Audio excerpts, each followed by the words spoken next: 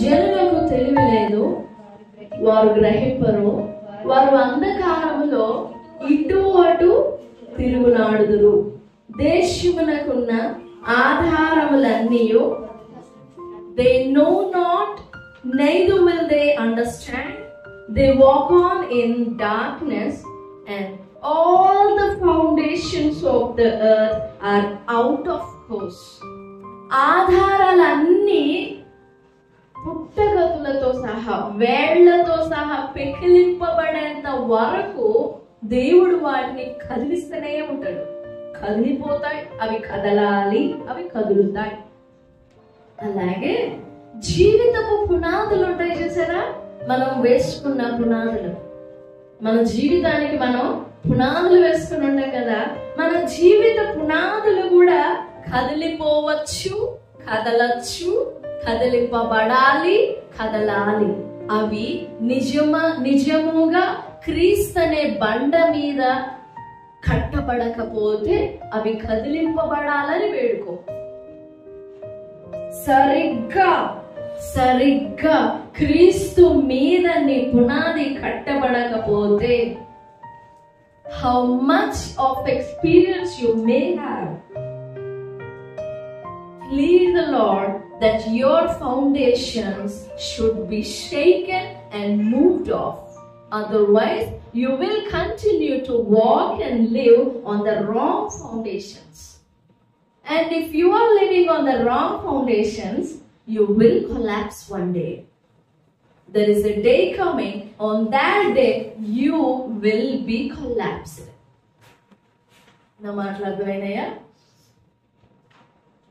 మన పునాది, మనం నిర్మింపబడిన పునాది, క్రీస్తులో దేవునిలో నిర్మింపబడిన పునాది, మనము కట్టబడిన పునాది, మనము నిర్మింపబడిన పునాది.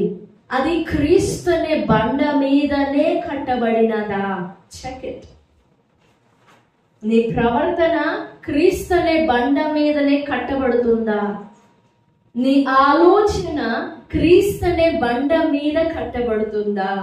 నీ నడత క్రీస్తు అనే బండ మీద కట్టబడుతుందా? నీ ప్రవర్తన, నీ మార్గములు, నీ మాటలు, నీ చూపులు క్రీస్తు అనే బండ మీద నిర్మింపబడుతున్నవా? Either or, yes or no, check it. If it is no, ఒకవేళ క్రీస్తు అనే బండ మీద నీ ఆలోచనలు కట్టబడకపోతే, క్రీస్తు అనే బండ మీద నీ మార్గములు నిర్మింపబడకపోతే, make sure that you shake your foundations. కదిలించి వేసుకోవాలి నీ పునాదులు. ఆ తప్పు, అబద్ధపు లేదా క్రీస్తుకు వేరైన పునాది మీద నీ భక్తి, నీ విశ్వాసం, నీ ప్రార్థన, నీ నమ్మకము, నీ ప్రేమ, ఇవన్నీ క్రీస్తునకు వేరైన పునాది మీద కట్టబెడితే అది తప్పు. అండ్ ఎందుకు కదిలించుకోవాలి పునాదులను అని అంటే, ఒకనొక దినాన నువ్వు కట్టబడినవే తప్పుడు పునాది, ఆ పునాది ఒక్కసారిగా కుప్పగూలిపోతుంది. అప్పుడేమవుతుంది? దాని మీద నిర్మింపబడిన నీ జీవితము, నీ లైఫ్ ఎక్స్పీరియన్స్ మొత్తం కూడా కుప్పగూలిపోద్ది. And there would be nothing to see back. ఇంకేం మిగులు ఉండదు వెనకాల. So in the grace of God and behalf of the everlasting grace of God, the Bible urges, and today's message is urging us to examine our foundations. మనము కుప్పగూలిపోతే మొత్తం వ్యర్థమైపోతుంది. వెనక్కి తిరిగి చూస్తే ఏం ఉండదు, నాశనం తప్ప ఇంకేం కనపడదు. మన పునాదిని సరి చేసుకోకపోతే, మన పునాదిని క్రమపరచుకోకపోతే, ఎప్పటికప్పుడు పరీక్ష చేసుకుంటూ ఉండాలి. ఏమో ఈ ప్రశస్తమైన సమయంలో ప్రభు మనకి ఇచ్చిన ఈ కృపలో మనం పరీక్ష చేసుకోవచ్చు. నీ పునాది సరైనదేమో చూసుకో. వాక్యపు పునాది మీద, సత్యవాక్యపు పునాది మీద నీ ఆలోచనలు, నీ మార్గములు, నీ నడత, నీ క్రియలు, నీ తలంపులు నడుస్తున్నాయో లేవో చెక్ చేసుకో. Otherwise No one can say what will happen. And no one can assure you that you will survive. తిరిగి మరలా బ్రతకగలము అని ఎవరు చెప్పలేరేక. సో ఈ రాత్రి దేశంలో ఉన్న పునాదులు కదులుతున్నాయి. అవి చూస్తూనే ఉన్నాం మనం.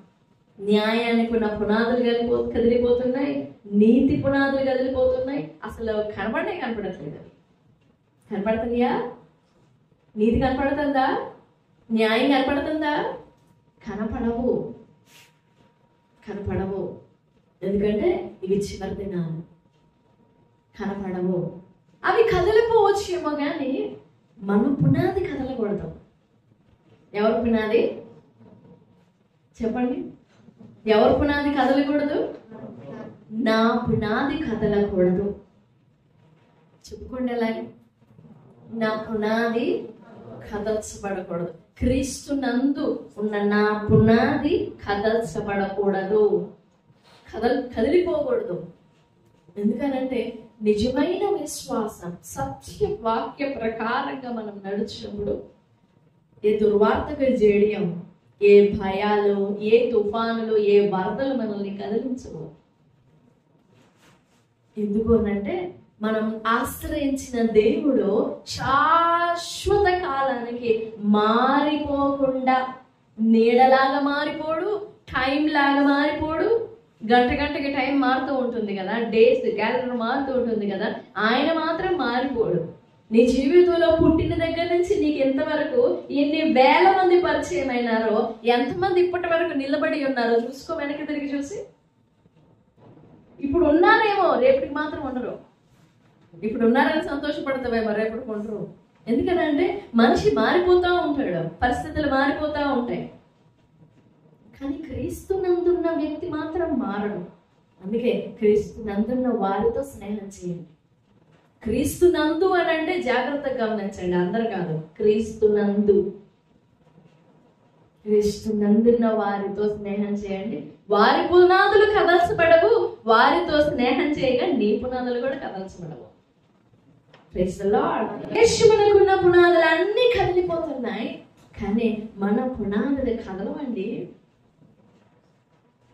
భూమి ఆకాశములు గతించిపోవచ్చేమో, కానీ దేవుని వాక్యము చొప్పున జరిగించి ప్రతివాడు, అనుసరించి ప్రతివాడు, విశ్వసించి ప్రతివాడు కదల్చబడడు, సిగ్గుపడడు, నిరంతరం నిలుస్తాడు. ఎప్పుడైనా కనుగొవచ్చు ఆ వ్యక్తిని. ఫిజికల్ బాడీ కనబడకపోవచ్చేమో, కానీ ఆ వ్యక్తి మాత్రం ఉంటాడు. కనుగొనొచ్చు. మన దేవుడు స్థిరమైన వాడండి.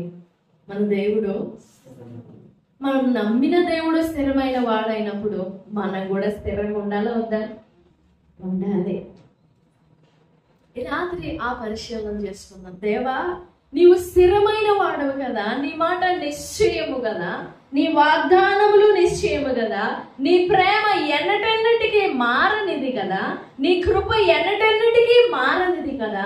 మరి నా ప్రవర్తన కూడా అలాగే మారనిదిగా ఉంటుందా? లేక మారిపోతూ ఉన్నానా నేను? ఊగిసలాడుతూ ఉన్నానా నేను? కదిలిపోతూ ఉన్నానా నేను? నా ఆలోచనలు కదిలిపోతూ ఉన్నాయా? నేను స్థిరంగా ఉన్నానా? దేవా, నన్ను కూడా స్థిరపరిచేయ. నీవెంత స్థిరుడవో నేనంత స్థిరంగా నిలబడాలి. నా ప్రార్థన, నా విశ్వాసం, నా భక్తి, నా ప్రేమ, దేవా, నా స్వభావము అలా నిలబడాలి.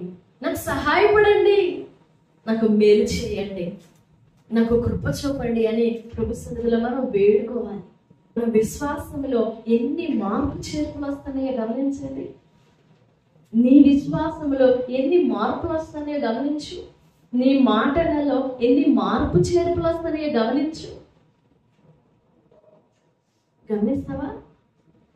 నీ తలపులలో, నీ ఆలోచనలలో, దేవుని పట్ల నీ ప్రేమలో ఎన్ని మార్పు చేర్పులు ఉన్నాయి? లేవా? ఉన్నాయా? నేను మాట్లాడితే రైటేనా? స్తోత్రం చెప్పండి. కలన మారకూడదండి, మారిపోకూడదు. దుష్టుడు ఎవరి తరం కూడానే పరిగెడతా ఉంటాడు. ఇంకంతే, ఎవరు తరమరు, పరిగెడతా ఉండడమే. ఇక్కడి నుంచి అక్కడికి, అక్కడి నుంచి ఇక్కడికి, అక్కడి నుంచి ఇక్కడికి, ఇంకా తిరగలాడటమే, తిరుగుతా ఉండడమే. నిలబడలేడు, ఎందుకంటే అతని దుష్ట మనసు అతన్ని నిలబడలేడు. అదే నీతి నిబ్బరం కలిగి చేస్తుందని చెప్తుంది వాక్యం. నీతి నిబ్బరంగా ఉన్నవాడు సింహంలాగా నిలబడతాడు. పోనీలే, నా గుహ మీకు అవసరం వచ్చింది కదా, నా గుహ మీరు తీసుకోండి అని ఇచ్చేస్తుందా? సింహపు గుహ ఇస్తుందా? తోడేళ్ళకి, నక్కలకి, పులులకి, ఏనుగులకి వాటికి ఇచ్చేస్తుందా గుహ? ఇవ్వదు. ఈ అరణ్యం అంతా కాలిపోయి నాకేంటి, నా గుహ నాదే అంటారు. నా గుహ నాదే, అది కదలదు అక్కడి నుంచి. సో ఈ రాత్రి నువ్వు కూడా కదిలిపోకూడదు, నీ పునాదులు కదిలిపోకూడదు. Make sure that you stand on the firm foundation. If not you will collapse one day. కుప్పకూలిపోతాం మనం. మన ఆలోచనలు కూలిపోతాయి, తలంపులు కూలిపోతాయి, జీవితమే కూలిపోతుంది. వెనక్కి తిరిగి చూస్తే ఏమీ ఉండదు. ఈ రాత్రి ప్రభు ప్రేమతో, కనికరంతో మనతో మాట్లాడుతున్నమాట.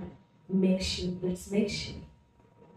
నువ్వు వేసుకున్న పునాది, నీ ఆలోచనలు, నీ మార్గములు, నీ తలంపులు, నీ క్రియలు, నీ మాటలు, నువ్వు వేసుకున్న పునాది వాక్యానుసారంగా ఉందా?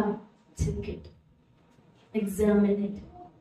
ఒకవేళ లేకపోతే ఒప్పుకుందాం, దేవా నా పునాది సరిగా లేదని, నేను కూలిపోతానేమో, కూలిపోతా, నా పునాది సరిగా లేదు, నేను కూలిపోతా, క్షమించి నా పునాదిని సరిచేయవు. నీ బండ మీద నన్ను కట్టవా, నన్ను స్థిరపరచవా.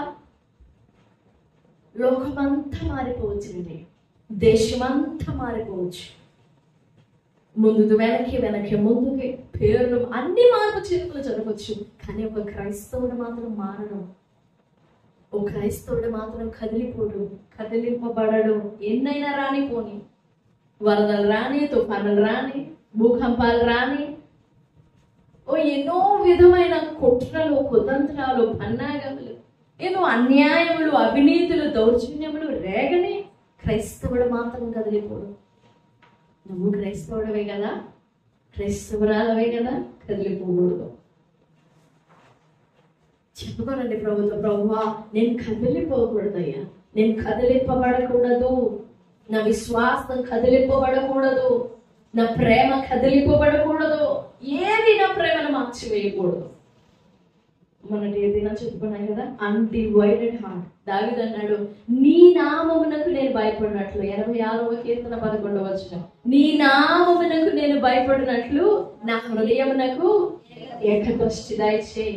Unite my heart so that I do not have a divided heart. నేను విభజింపబడే హృదయం కలిగి ఉండకూడదు. నేను మాటలు చెప్పుకున్నాను కదా, undivided heart, unadulterated heart, unshaken heart, undeceitful heart, ఇంకా unwavering heart, కదిలిపోకూడదు. భ్రష్టము కాని హృదయము, విభజింపబడని హృదయము, మలినము కాని హృదయము, కదిలిపోని, తొలగిపోని అన్డీవియేటెడ్ హార్ట్ నాకు కావాలి.